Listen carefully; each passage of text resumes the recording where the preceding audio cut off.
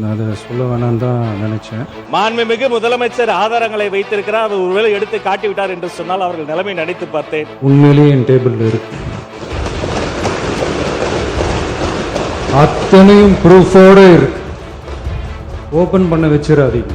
உட்காருங்க உட்காருங்க.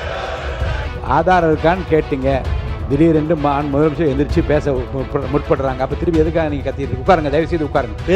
பேசுங்கன்றாங்க, ஆனால் முதலமைச்சர் பேச ஆரம்பிச்சார்னா நான் பேசுவேன், பேசக்கூடாதுன்னு ஒன்றும் இல்லை. இடைத்தேர்தலையாவது சில பேருக்கு நல்லது நடக்கணும்ல. நேற்று கூட மூத்த உறுப்பினர் ஏவாவில் நான் பேசும்போது சமஸ் அவர்களினுடைய ஒரு புத்தகத்தை கூட காட்டினாங்க. நான் சமஸ் அவர்களினுடைய வார்த்தைகளை நல்லா படிக்கக்கூடிய ஒரு ரீடர். அவர் இன்னொரு ஆர்டிகல் எழுதியிருந்தார். ஆர்டிகலின் தலைப்பு என்ன தெரியுமா?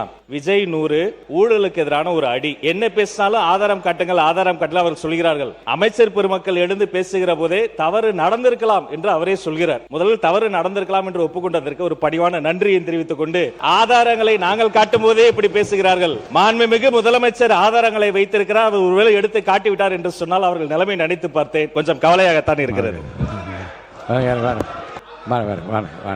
ஆதாரம் ஆதாரம். மாண்புமிகு முதலமைச்சர் உட்காருங்க. மாண்புமிகு முதலமைச்சர் உட்காருங்க. உட்காருங்க உட்காருங்க. மாண்புமிகு முதலமைச்சர் உட்காருங்க. உட்காருங்க உட்காருங்க உட்காருங்க. இருங்க இருங்க. ஆதாரம் இருக்கான்னு கேட்டீங்க, திடீரென்று முதலமைச்சர் எந்திரிச்சு பேச முற்படுறாங்க. அப்போ திருப்பி எதுக்காக நீங்கள் கத்திட்டு உட்காருங்க, தயவுசெய்து உட்காருங்க, எழுந்திருக்காதீங்க. முதலமைச்சர் அவர்கள். மாண்புமிகு பேரவைத் தலைவர் அவர்களே, நான் அதை சொல்ல வேணாம் தான் நினச்சேன். ஆதாரம்னு கேட்குறாங்க. ஒரு 1 வீக் பேக் மாண்புமிகு நிதி அமைச்சர் பேசும்போது ஒரு 3 டிபார்ட்மெண்ட்லேருந்து ரிவ்யூ பண்ணி அந்த ஃபைல்ஸ்லாம் என் டேபிளில் இருக்குன்னு சொன்னார். அது ஏதோ போகிற போக்கில் அவர் சொல்லலை, உண்மையிலேயே என் டேபிளில் இருக்கு, அத்தனையும் ப்ரூஃபோட இருக்கு. ஓபன் பண்ண வச்சிடாதீங்க. எப்போ ஓபன் பண்ணணுமோ அப்போ கரெக்டா எல்லாமே ஓபன் ஆகும். மாண்புமிகு இந்து அறநிலையத்துறை அமைச்சர் அவர்கள். இந்து அறநிலையத்துறை அமைச்சர் அவர்கள்.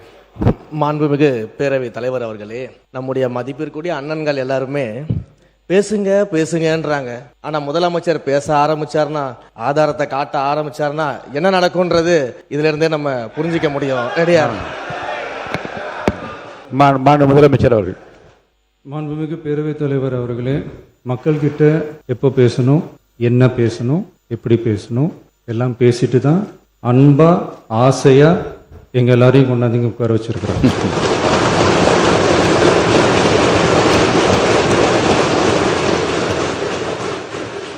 நான் பேசுவேன், பேசக்கூடாதுன்னு ஒன்றும் இல்லை. இடைத்தேர்தலையாவது சில பேருக்கு நல்லது நடக்கணும்ல.